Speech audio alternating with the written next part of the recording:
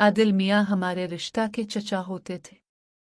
बीवी की वफात के बाद चचा अकेले रहने पर मजबूर हो गए। आसपास के रिश्तेदार उनका ख्याल रखते। वो अल्सर के मरीज थे, बाजार का खाना खाकर बीमार पड़ जाते थे। कभी किसी के घर से रोटी आ जाती, मगर उनको ये भी गवारा न था कि पड़ोसियों के टुकड़ों पर गज रहूं। महल्ले में उनकी रिश्तेदार ने कहना शुरू किया कि आदिल तुम दूसरी शादी कर लो। उनकी कोशिशों से आदिल की दूसरी शादी हो गई। दूसरी बीवी खूबसूरत और जवान थी, मगर बागी थी। सौतेली माँ बचपन से फैशन से मना करती कि शादी होगी, तो इसने तहिया कर लिया कि अपने अरमान शादी के बाद निकालूंगी। चचा की आमदनी ज्यादा नहीं थी, एक वर्कशॉप पर मुलाजिम थे, मकान आबाई था और हक हलाल की रोजी रोटी पर गुजारा करते थे। तनख्वाह से घर का निजाम मुश्किल से चलता, ऐसी अय्याशियों के लिए पैसे कहाँ से आते। शुरू दिनों मियाँ बीवी खुश रहे। आदिल की बीवी ज्यादातर घर ही में रहती, महल्ले के घरों में भी आती जाती नहीं थी। सौतेली माँ ने तवास को भुला दिया था। ज्यों ज्यों वक्त गुजरता गया, रिफत होशियार हो गई। अब वो खुद है बाजार अकेले आने जाने लगी।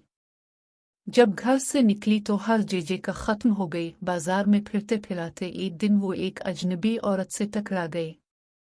औरत खासी फैशनेबल और तेज तर्रार थी। उसने आनन फानन चचा की दुल्हन को सहेली बना लिया और ये इस खातून को घर ले आए। अब तो ये रोज का मामूल हो गया। रिफत जब तक नौबहार से न मिलती उसे चैन न आता। दोनों के मिजाज हम ख्याल और हम तबीयत थे। नौबहार और रिफत रोज दोपहर के बाद बाजार को निकल जाती। देखने से नौबहार एक अमीर औरत लगती थी।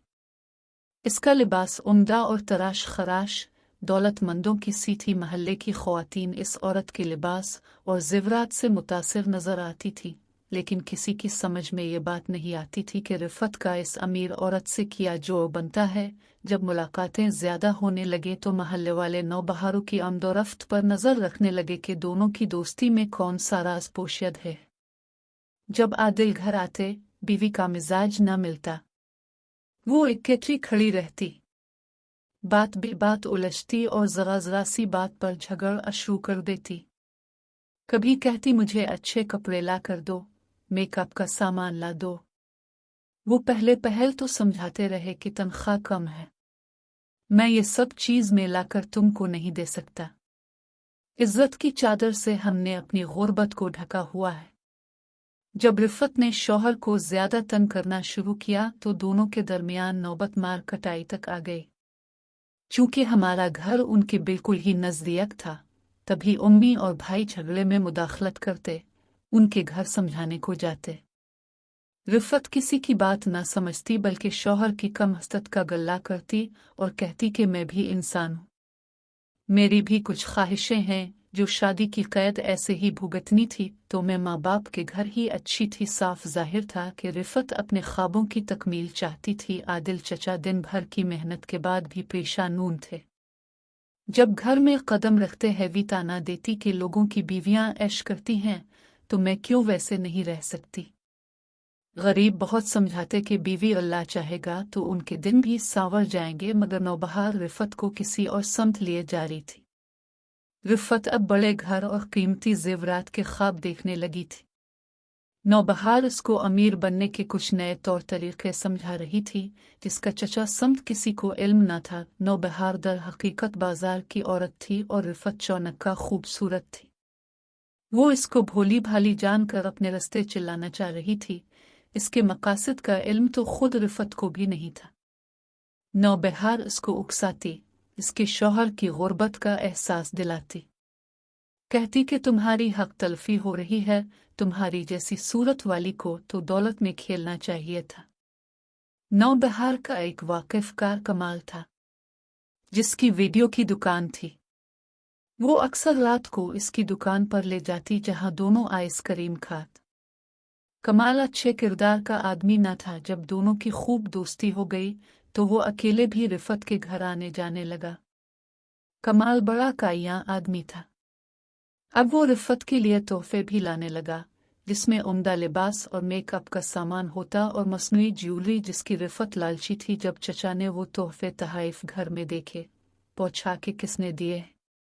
रिफत फखर से जवाब देती, जो मेरी बहन बनी है, इसने दिए हैं, वो बहुत अमीर है। जब रोज महल्ले वालों ने कमाल को चचा के घर आते जाते देखा तो उनके भी कान खड़े हो गए। एक रोज एक दो महल्लेदारों ने चचा से इस बात का तज़किरा कर दिया।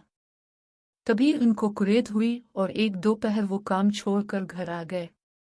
बदकिस्मती से कमाल आ गया जब चचा ने गेट खोला। सामने अजनबी खड़ा था। पूछा, क्यों ए हो? वो बोला, नौबहार ने भेजा है। रिफत से इनको कुछ काम है। चचा ने कमाल को अंदर न आने दिया और बेइज्जत कर दिया। कहा, जो कहना है मुझको बता दो। मेरी बीवी को किसी का पैगाम देने की जरूरत नहीं। उसके बाद उनकी बीवी ने नया पहलू बदला। अब चचा के जाते ही रोजाना तैयार होकर जलील की दुकान पर चली जाती और तमाम दिन वहां बैठी रहती और शौहर के आने से पहले घर आ जाती। यूं ही दिन गुजरते रहे। रिफत के फैशन और उसकी ख्वाहिशात में भी इजाफा होता गया। किसी को कानों कानून खबर न थी कि क्या चल रहा है। एक दिन दोनों बदमाशों ने रिफत को कमाल की दुकान पर देख लिया और बोले, इतनी दूर आने की क्या जरूरत है? तुम्हारी जो जरूरत है हम पूरी कर दिया करगे। अगले दिन ये दोनों बदमाश रिफत के दरवाजे पर पहुंच गए और बेधड़क अंदर घुसे। झिझक का पहला कदम टूट गया। इसके बाद दोनों रिफत के घर आने जाने लगे। मालूम था कि ऐसे लोग ब्लैक मियन का धंधा करते हैं, कमजोरियों से फायदा उठाते हैं। रिफत फिर औरत थी। उन्होंने अपने इस मरके का तज़कर एक नौजवान दोस्त से किया जिसका नाम जान आलम था। ये भी कुछ कम बदमाश नियत न था, लेकिन चौधरी साहब का बेटा था, लिहाजा बाप की तरफ से कुछ इज्जत मिली हुई थी। चचा जब घर में ना होते चौधरी का बेटा भी आ जाता। ये तो यक ना शद तीन शद हो गए। रिफत घबराए। तब इसने इस शर्त पर जान आलम से दोस्ती कर ली कि वो इन बदमाशों से इसकी जान शेरू देगा जो इसको ब्लैक मेल करके खुदा जाने कहाँ कहाँ ले जाना चाहते थे। जान आलम बाअसर था। इसने इन बदमाशों को रोक दिया, इसके घर ना आया करे।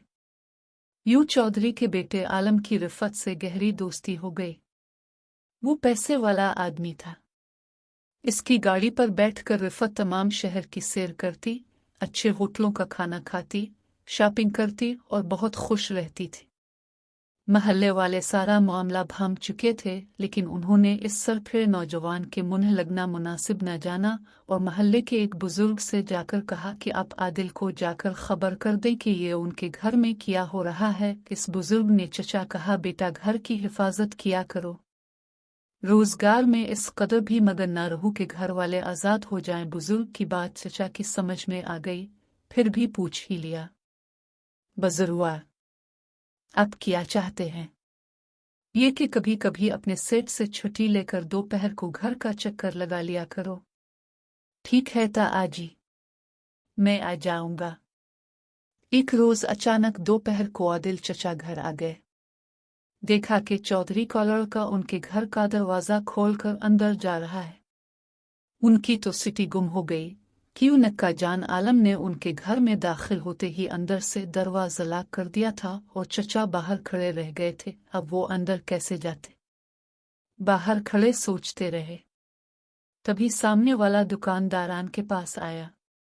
ये दबे कदमों चलते मकान की पिछली जानिब गए और इस दुकानदार से सीढ़ी मांग कर अकबी दीवार पर चढ़ गए। फिर किसी तरह छत पर पहुंचे। झांक कर देखा, जीने का दरवाजा बंद था, मगर बावर्ची खाने की खिड़की खुली थी। वो पाइप के सहारे फिसलते हुए नीचे आ गए। बेडरूम की खिड़की थोड़ी सी खुली थी, बाकी पर पर्दा पड़ा हुआ था। झरी से झांका। बीवी और चौधरी का सपूत दोनों कमरे में थे। खड़का महसूस करके उनकी बीवी बाहर आ गई। ये फौरन खटर की ऊट में हो गए। बीवी बावर्ची खाने में गई और वहां से सहन से होती हुई बैरूनी दरवाजा देखने चली गई, जो अंदर से बदस्तूर बंद मिला। दरवाजे को बंद पाकर उसने इत्मीनान का सांस लिया। इस असना में चचा खड़की के रास्ते बावर्ची खाने के अंदर पहुंच गए, वहां से बरामदे में आ गए और फिर इस रास्ते से सामने वाले कमरे में चले गए, जबकि जान आलम दूसरे कमरे में लेटा हुआ था। जिस कमरे में चचा थे वहां सरदाई घूटने वाला डंडा पड़ा हुआ था। उन्होंने वही उठा लिया और बीवी के लूट आने के इंतजार में चुप साध के बैठ गए। उस सहन से गुजरती बरामदे की तरफ आने की बजाय बावर्ची खाने चली गई। किचन बंद करके वो इस कमरे की तरफ गई जहां जान आलम इसका मुंतजिर था। पाँव की चाप सुनकर वह बोला, आ गई हो मेरी जान। कदहर चली गई थी। ये सुआन कर आदिल चचा के तन बदन में आग लग गई। वो दरवाजे के पीछे खड़े थे। उनकी बीवी कमरे के अंदर जा चुकी थी, जहां आलम औंधे मुंह बिस्तर पर लेटा हुआ था। चचा अब और ज्यादा बर्दाश्त न कर सकते थे। बराबर वाले कमरे के दरवाजे के पीछे से निकलकर वो भी उनके सरों पर पहुंच गए और दीवाना वार डंडे को उन पर बरसाने लगे। पहले 2-3 वार जान आलम को लगे, क्योंकि वो ऊंधा लेटा था, इसलिए हर वक्त सर पर पड़ने वाले वार न देख सका था। डंडे की ज़रबात एक के बाद एक इतनी तेजी से पड़ी कि औंधे से सीधे होने का उसको मौका ही ना मिल सका। ज़रबात भी इस कदर शदीद कि वो अपना सर तक न उठा सका था, जबकि रिफत खौफनाक दो भागती हुई दरवाजे से बाहर राहदारी में पहुंच गए। बीवी को भागते देख चचा ने जान आलम को छोड़ दिया और रिफत के पीछे भागे, उसे बरआमदेही में जा लिया। वो इस पर भी डंडे बरसाने लगे, यहां तक कि उनके कदमों में गिर गए। वो चीखने चलाने लगी कि मत मारो, मुझे मत मारो। लेकिन चचा अपने हाउस खो बैठे और दोनों को जिन से मारकर ही दम लिया। इसके बाद वो फौरन थाने चले गए और खुद को हवाला पुलिस कर दिया। पुलिस ने लाशों को कब्जे में लिया। उनका पोस्टमार्टम हुआ और जो कानूनी कार्रवाई होना थी हुई। केस चला। चचा को 3 साल कैद हुई। 3 साल बाद वो रहा हो गए। इसके बाद वो फिर से अपने बर्बाद घर में अकेले ही रहने लगे। उसको दोबारा से आबाद करने का सोचा भी नहीं। क्यों कर सोचते, जबकि वो औरत जात ही से नफरत करने लगे थे। बाद में भी बावजूद कातिल कहलाने के उन्होंने कभी किसी को नुकसान ना पहुंचाया। तभी महल्ले के बच्चे, बूढ़े और जो उन सभी अब भी उनके साथ इज्जत से पेश आते थे और कोई उनसे खौफ नहीं खाता था। हम अक्सर सोचते कि चचा तो अच्छे आदमी थे, न जाने फिर क्यों इनको ये सजा मिली कि कातिल कहलाए और कत्ल जैसा गुनाह कबीरा उनसे सरजद हो गया। इसमें इनकी भी गलती होगी, लेकिन रिफत ऐसी बीवियों का भी दोष होता है कि जो अपनी ख्वाहिशात के पीछे इज्जत गिनवाने को भी बुरा नहीं समझती। हर औरत को सोच समझकर सहेली बनाना चाहिए, कि उनका हर राह चलती औरत दोस्त नहीं होती। शौहर अलिफगिर मेहनत व मशक्क़त से हलाल की रोज़ी कमाता है तो बीवी को इसे कम हैसियत समझकर महज नमूदो नुमाइश की खातिर भटक जाना भी तो ज़ेब नहीं देता। अगर आपको ये वीडियो अच्छी लगी है तो मेरे चैनल को सब्सक्राइब कर दें। शुक्रिया।